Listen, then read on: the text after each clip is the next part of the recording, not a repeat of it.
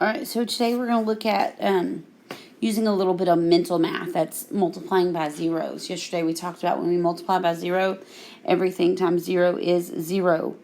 So what we're going to do is we're going to look at how to multiply just mentally. Okay, so basically, for example, in number 1,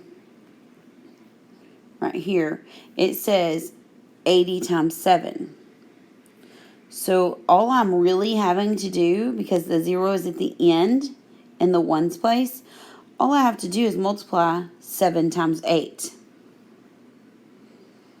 Okay, so think quickly, what is 7 times 8?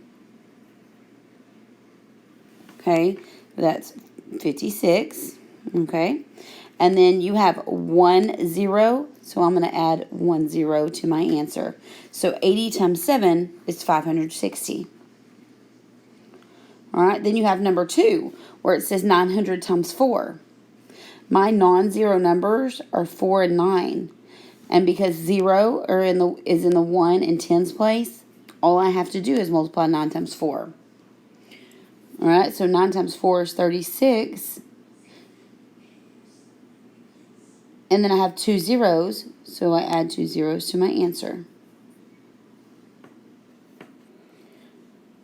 Okay, number 3, 2,000 times 8. So you're going to start by multiplying 8 times 2, which is 16. And then I have 3 zeros in my problem, so I'm going to put 3 zeros in my answer. Okay, I want you to solve 6,000 times 9, and then 5,000 times 8.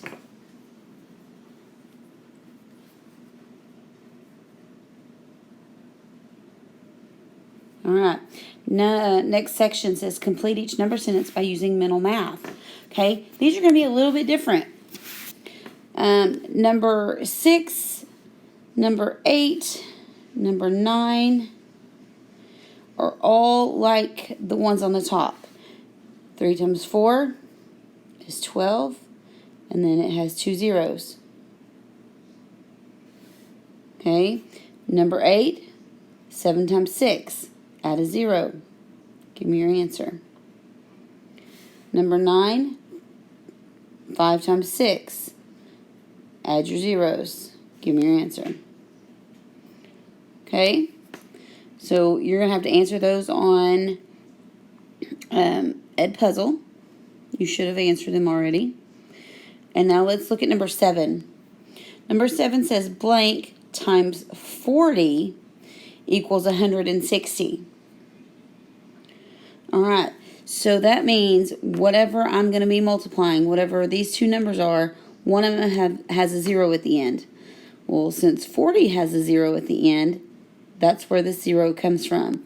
So I am only going to be looking at this 4. Whoops, sorry. I'm going to be looking at this 4 right here. 4 times what number equals 16? 4 times 4. All right, 4 times 4 is 16, and then add that 0. All right, number 9, or 10, sorry. 9 times what number equals 5,400? All right, so I'm looking for 9 times what equals 54. That's where we're going to start. So 9 times what equals 54?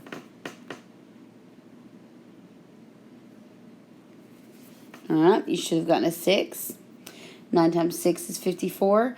And then this 9 doesn't have any zeros, but I have zeros in my answer here.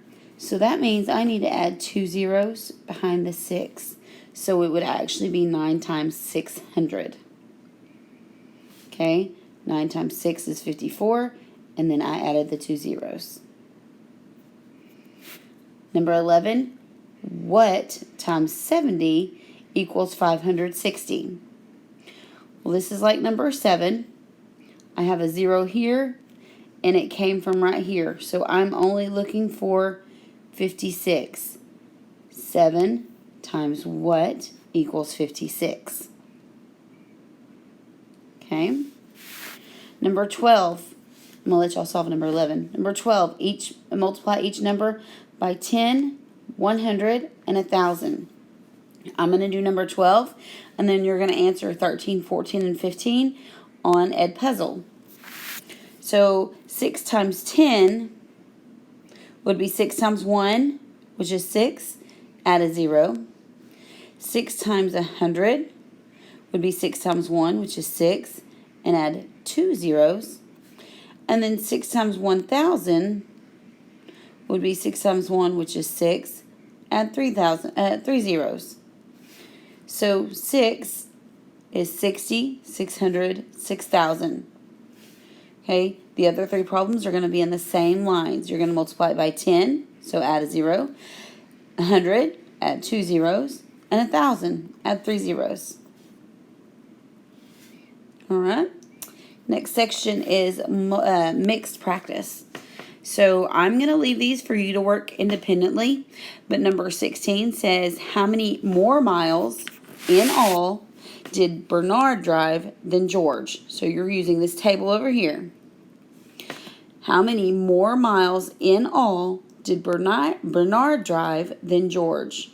So we're not even concerned with this one in the middle. We're looking at George and Bernard for number 16. All right. Number 17. On which day was the greatest number of miles driven? On which day? It does not say which person. Which day? So what are we going to do to these 3 days? Okay. You are going to have to add them, right? Add up all the miles and see which day had the greatest number of miles driven. And then number 18. Okay, 18 is different because I want you to do it on scratch paper. So if you are a virtual learner, you're going to do it on scratch paper, take a picture of it, and send it to me through email or Google Classroom. If you are face-to-face, you can send it to me through email. You can take a screenshot with your Chromebook. So send it through email, Google Classroom, or you can raise your hand and bring it to me. Okay? But it says, when completed, the magic square will show the digits 1 through 9. Each row, each column, and each diagonal will have a sum of 15. Fill in the missing digits to complete the square. This is kind of like a Sudoku puzzle. Okay? So take your time, pay attention to what you're doing. Send me your answers when you're finished.